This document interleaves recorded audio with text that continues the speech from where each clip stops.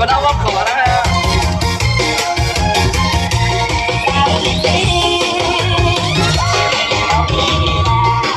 ลายพี่น้องเปล่าดีเจวันนี้ยังบอกมีแต่พ่อเมียใหม่เองแปลอยู่เพื่อนนั่นน่ะ2,775คือว่าของหางแท้บ่หังน้องเอาราคาขายเด้อนี่จะว่าขึ้นแล้วว่ามา2ราคามา2ล้านล้านนึงเลยบรรยากาศพี่น้องม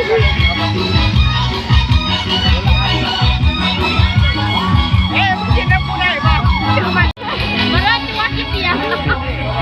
ส่วนชัวกินเบียร์บ่ได้แท้มอนว่าพี่ชื่อเนี้ยมันกินบ่ได้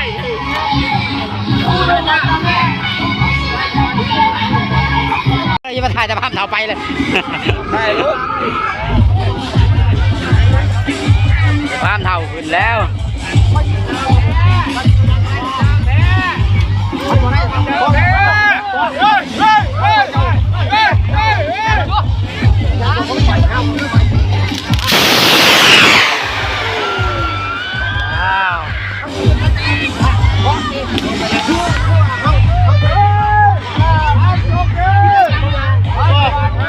งานรถปั่นเพิ่น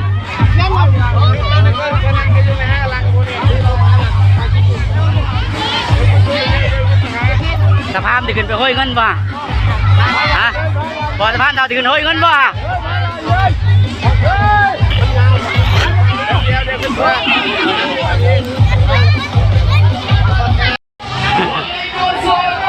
สะพานเท่าที่ห้อยเงินเลย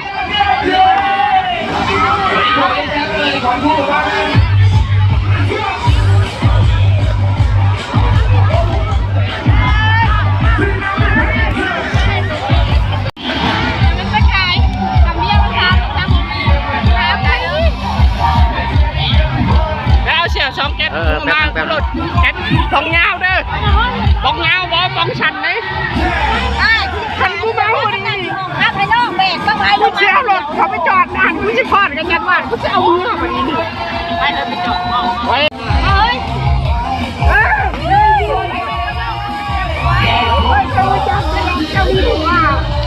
ไปเบิ่งบังไฟแสนกำลังสิขึ้นห่างพี่น้องเนาะ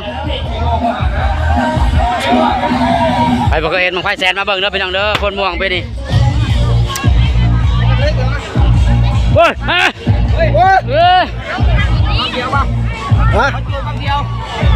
บังไฟแสนพี่น้องบังไฟแสนกำลังเตรียมจะขึ้นห่างสบายแทนพี่น้องเนาะฝนกำลังขึ้นมาพอดีก็เป็นอีกคนม่วงอลังการมีบังไฟแสนพี่น้องเนาะอะไรไม่เบียร์นี่เบียร์นี่ป๋องเดียว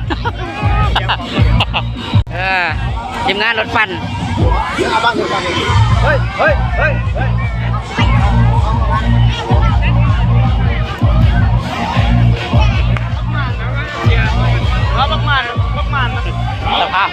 สภาพมวนขนาดเป็นไอ้จักรคนจิตตกเย็นข้ามเดามวนขนาด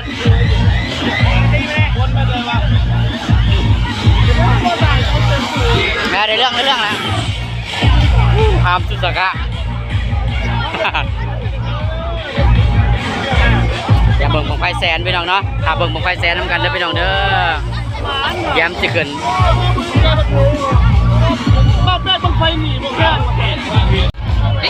ถ้าเบิ่งบังไฟแสนพี่น้องเนาะกำลังขึ้นห่างเกียม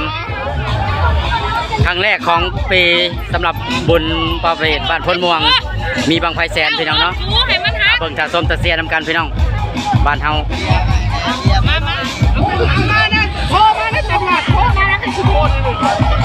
2 แก้วชื่อพ่อยัง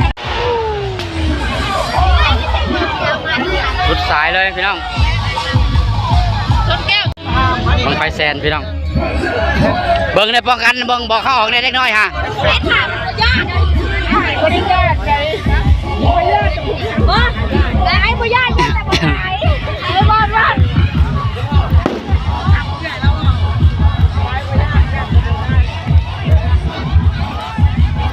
เบิ่งบังไฟแสนบางเดียวนี่แหละเบิดบ้านนี่ปีทำบิดปีจุดท้าย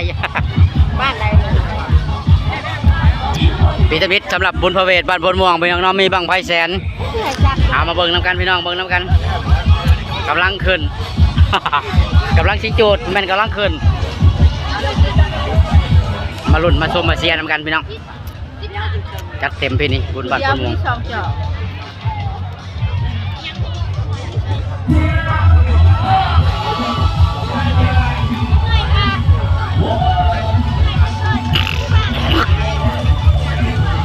งเธอกับเขา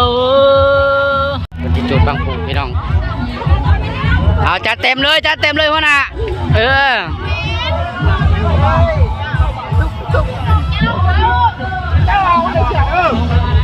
เชี่ยวย้ำออกเชี่ยวบังไฟกระเจ้าจุดบัตรถวายบังไฟใหญ่เดี๋ยว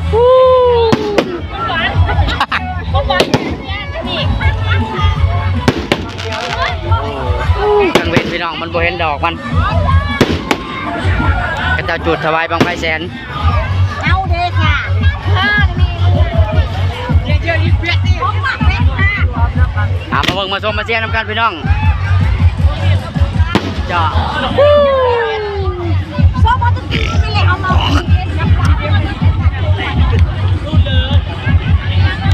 บังเดียวเลยบอนี่ผูกบังเดียวเลยเรียบร้อย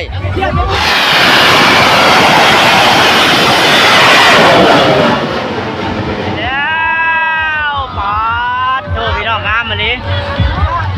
สมคำลำเลือบังไฟแสนพี่น้องสุดยอดเลยงาม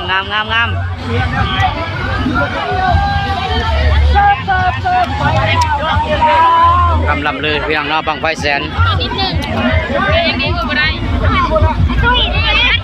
สุดยอดเลย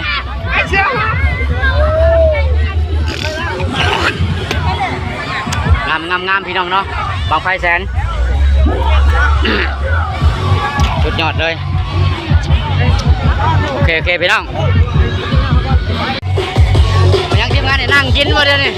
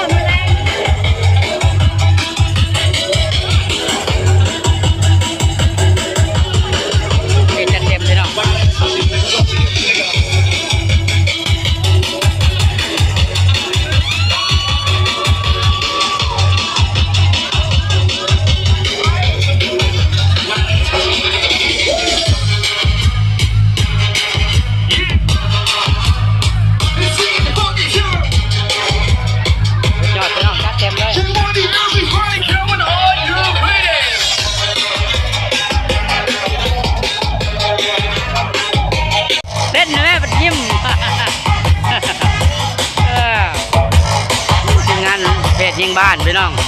เป็นกระลงมะม่วนจัดเต็มพี่น้องเนาะ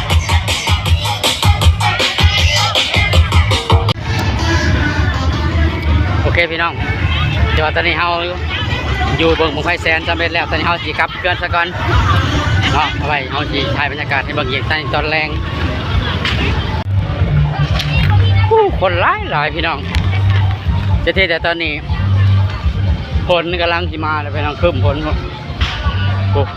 พี่น้องคืมฝนมาแล้วฝนประมาณนี้ฝนแห้งสิหลาย